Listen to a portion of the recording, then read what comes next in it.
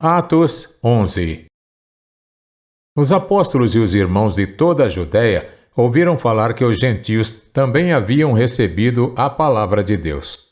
Assim, quando Pedro subiu a Jerusalém, os que eram do partido dos circuncisos o criticavam, dizendo: "Você entrou na casa de homens incircuncisos e comeu com eles."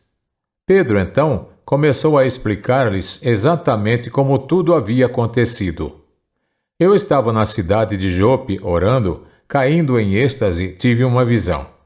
Vi algo parecido com um grande lençol sendo baixado do céu, preso pelas 4 pontas e que vinha até o lugar onde eu estava. Olhei para dentro dele e notei que havia ali quadrúpedes da terra, animais selvagens, répteis e aves do céu. Então ouvi uma voz que me dizia: "Levante-se, Pedro, mate e coma." Eu respondi: "De modo nenhum, Senhor. Nunca entrou em minha boca algo impuro ou imundo." A voz falou do céu segunda vez: "Não chame impuro ao que Deus purificou." Isso aconteceu 3 vezes, e então tudo foi recolhido ao céu.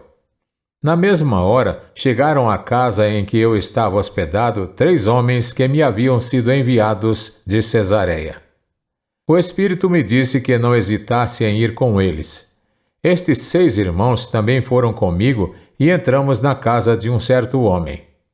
Ele nos contou como um anjo lhe tinha aparecido em sua casa e dissera: "Mande buscar em Jope Simão, chamado Pedro. Ele trará uma mensagem por meio da qual serão salvos você e todos os da sua casa." Quando comecei a falar, o Espírito Santo desceu sobre eles como sobre nós no princípio. Então me lembrei do que o Senhor tinha dito: "João batizou com água, mas vocês serão batizados com o Espírito Santo." Se, pois, Deus lhes deu o mesmo dom que nos tinha dado quando cremos no Senhor Jesus Cristo, quem era eu para pensar em opor-me a Deus? Ouvindo isso, não apresentaram mais objeções e louvaram a Deus, dizendo: "Então Deus concedeu arrependimento para a vida até mesmo aos gentios." Os que tinham sido dispersos por causa da perseguição desencadeada com a morte de Estevão chegaram até a Fenícia, Chipre e Antioquia, anunciando a mensagem apenas aos judeus.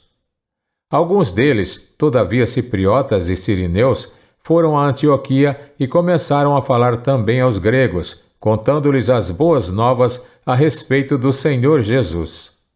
A mão do Senhor estava com eles, e muitos creram e se converteram ao Senhor. Notícias desse fato chegaram aos ouvidos da igreja em Jerusalém, e eles enviaram Barnabé a Antioquia. Este, ali chegando e vendo a graça de Deus, ficou alegre e os animou a permanecer fiéis ao Senhor de todo o coração. Ele era um homem bom, cheio do Espírito Santo e de fé, e muitas pessoas foram acrescentadas ao Senhor.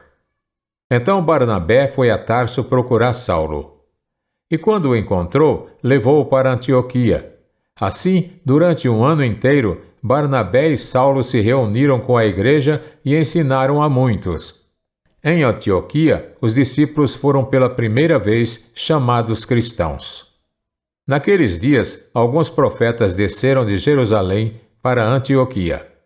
Um deles, Ágabo, levantou-se e, pelo Espírito, predisse que uma grande fome sobreviria a todo o mundo romano, o que aconteceu durante o reinado de Cláudio.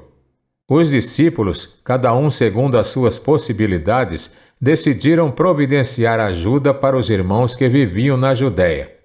E o fizeram enviando suas ofertas aos presbíteros pelas mãos de Barnabé e Saulo.